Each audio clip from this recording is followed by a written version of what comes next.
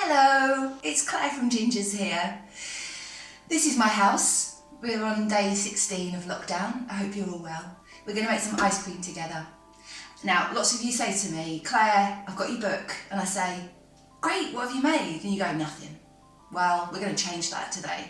I'm going to show you how to make the salt caramel peanut butter a vegan version, because I think you'll have everything you need. By the way, I do get it. I know why it's hard to make stuff at home. If you haven't got a churn, you've got to keep going back and forth from the freezer. And it takes time, but we've got loads of time at the minute, haven't we?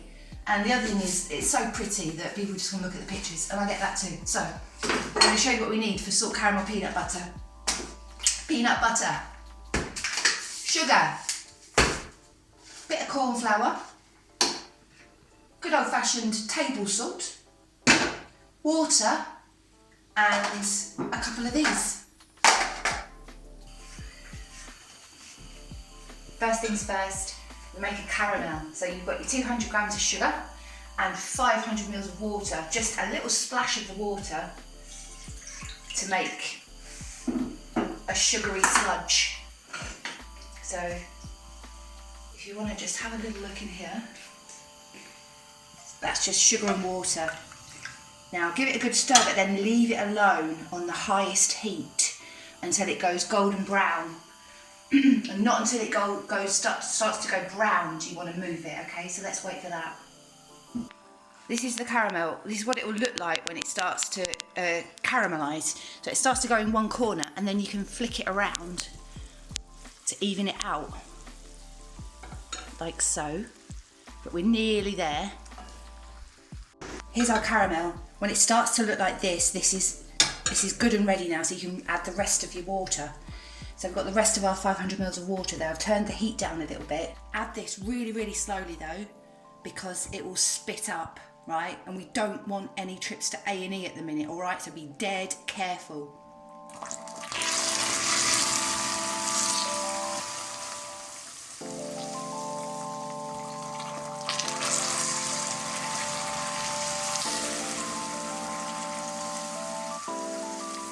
This is where we'd normally be putting in the milk and cream for the normal chalk and crack. But the vegan version, I found that it's so creamy because of all the peanut butter, we just don't need a milk substitute. So I'm just making a caramel with water. And that's that. So just let that all come together. You might find it all sticks together, but the heat will just melt it, so don't worry. Next goes in the corn flour. So if you use corn flour before, it's a thickening agent. You just make a little paste with a tiny bit of water, teeny weeny bit of water, and then just slowly pour that into the hot liquid while stirring. And just stir it for a couple of minutes, and it will start to just thicken up a little bit, and that will help with the texture. So that corn flour has now thickened the caramel a little bit, and then you can add your peanut butter and your salt. 75 grams of peanut butter and 5 grams of salt, which is about half a teaspoon. Now we blend that all together, give it a really good stir. So it's a nice, go and have a look, nice thick mixture. And then you just let that go really, really cold and put it in the fridge for a bit.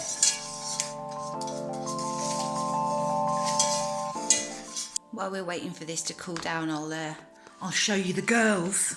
Not like that. Here's Ginger. Hello, Ginger. And over here is Minty. There's Minty. So, your ice cream's really cold. You put it in the freezer. It's going to look a little bit like this. But that could take a while. That could take up to one to two episodes of RuPaul's Drag Race. So just chill, wait.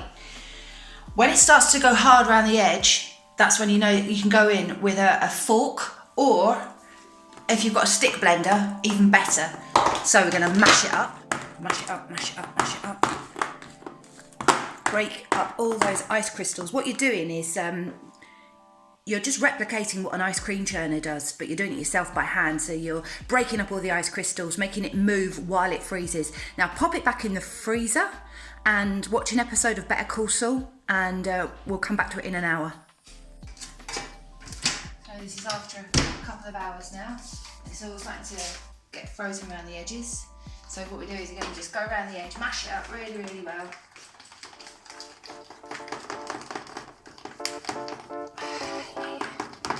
some welly, and then put it back in the freezer.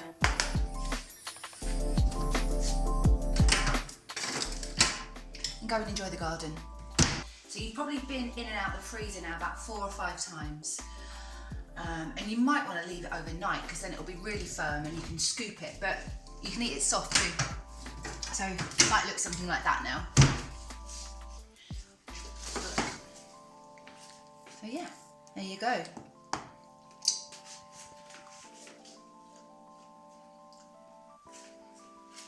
Yeah, it's just as good as the stuff we make in the kitchen. So if you've got any questions, you can email me, hello@gingerscomfortemporium.com. And I'll see you soon. I miss you. Take care. Stay safe.